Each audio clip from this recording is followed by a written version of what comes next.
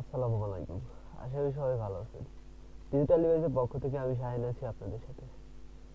তো থাম্বনেল দেখে হয়তো বুঝতেই পেরেছেন আজকের টিউটোরিয়ালটা কোন বিষয়ে হতে চলছে। তো কথা বাড়াবো না। আর আমার এই ডিজিটাল ডিভাইস চ্যানেলটিতে নিয়মিত গ্রাফিক্স ডিজাইনের আইডিয়া, বিভিন্ন ডিজাইন কিভাবে ক্রিয়েট করবেন ওই সমস্ত ভিডিও আপলোড করা হয়। আপনারা চাইলে ভিডিওগুলো দেখে আইডিয়া দিতে পারেন। সো আজকে মূলত আমি এই সার্কেল নিয়ে, দেখতে পাচ্ছেন যে যেই লোগোটা আছে, আমি আজকে এটা তৈরি করার চেষ্টা করব। সো আমি লোগোটা তৈরি করতেছি মূলত ইলাস্ট্রেটর 2022 দিয়ে আমি লোগোটা তৈরি করব। সো আপনারা চাইলে আমাকে ফলো করে এরকম সুন্দর একটি লোগো কিন্তু তৈরি করতে পারেন। সো কথা বাড়াবো না, চলে যাচ্ছি মূল পর্বে। তো আমি এটাকে ধরি, একটু শিফট আর অল্ট চেপে ধরে আমি একটু রিসাইজ করে আমি এখানে রেখে দিচ্ছি। আচ্ছা, এখন আমি টুল বক্স, দেখতে পাচ্ছি যে আমার বাম পাশে টুল বক্স রয়েছে। আমি টুল বক্স থেকে এই ইলিপস টুলটা সিলেক্ট করে দেব। ইলিপস টুলটা সিলেক্ট করার পরে আমি একটা ক্লিক করব, মাউসের লেফট বাটনে জাস্ট একটা ক্লিক করব। একটা ক্লিক করার পরে দেখতে পাচ্ছেন যে আমার এখানে উইথ এবং হাইটটা যাচ্ছে। সো আমি এখানে উইথ এবং হাইটটা দিয়ে দিচ্ছি। আমি 500 পিক্সেলে রেখে দিচ্ছি। আমি 500 পিক্সেল রেখে দিয়ে ও এন্টার ওকে করে দিলাম। ওকে করার পরে দেখতে পাচ্ছেন যে আমার ইলিপসটা কিন্তু বেশ বড়ই হয়ে গেছে। সো আমি কন্ট্রোল, আমি ভিউ থেকে ফিট আর্টবোর্ড ইন উইন্ডোতে করে নিলাম। তো করে নেওয়ার পরে আমি এটার কালারটাকে আপাতত নন করে দেব, ফিল কালারটাকে নন করে দেব, এবং স্ট্রোক যেটা আছে স্ট্রোকটাকে আমি ব্ল্যাক করে দিয়ে, সোয়াচে চলে যাচ্ছি, ব্ল্যাক করে দিয়ে এই স্ট্রোক সাইজটাকে আমি টু টু পিটি 3 পিটি করে দিই। আচ্ছা, 3 পিটিতে রাখলাম। তো দেখতে পাচ্ছেন যে আমার সামনে কিন্তু এরকম একটা সার্কেল রয়েছে। তো সার্কেলটাকে আমি এখন আরেকটা সার্কেল নিব। সার্কেলটা আমি সেন্টার থেকে দিতে পারি। আচ্ছা, আমি এটার অর্ধেক একটা সার্কেল নিই, 250, এটা প্রেস করছি এবং 250 ক্লিক করে এন্টার। ওকে, তো দুইটাকে সিলেক্ট করলাম। আমি একটাকে কি অবজেক্ট রেখে আমি অ্যালাইন দিয়ে চলে যাচ্ছি। অ্যালাইন থেকে হরিজন্টাল ডিস্ট্রিবিউট সেন্টার করে দিলাম। আচ্ছা, তারপরে এখান থেকে আমি, আচ্ছা, আপাতত লেফট সাইডে এটা আগে রাখছি।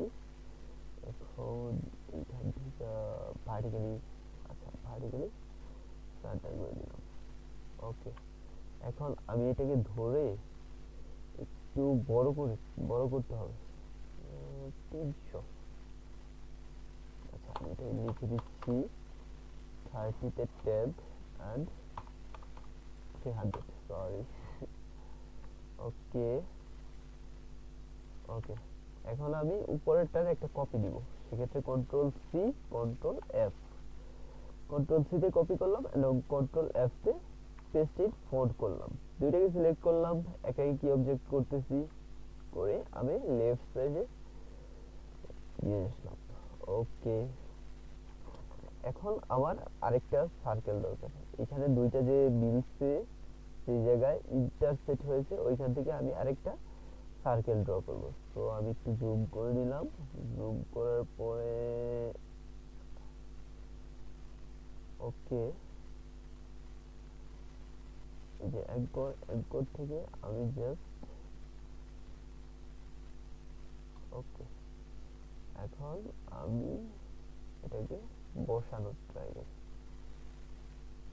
আচ্ছা, আমি ইলাস্ট্রেটর টুলসের হেল্প নেই। আচ্ছা, আমি ভার্টিক্যালি সেন্টার করে দিলাম এবং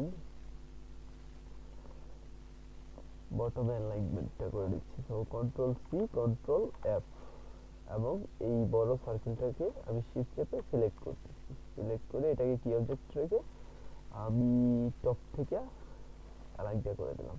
তো এখন হচ্ছে শেপ বোল্ডার দিয়ে কাটার পালা।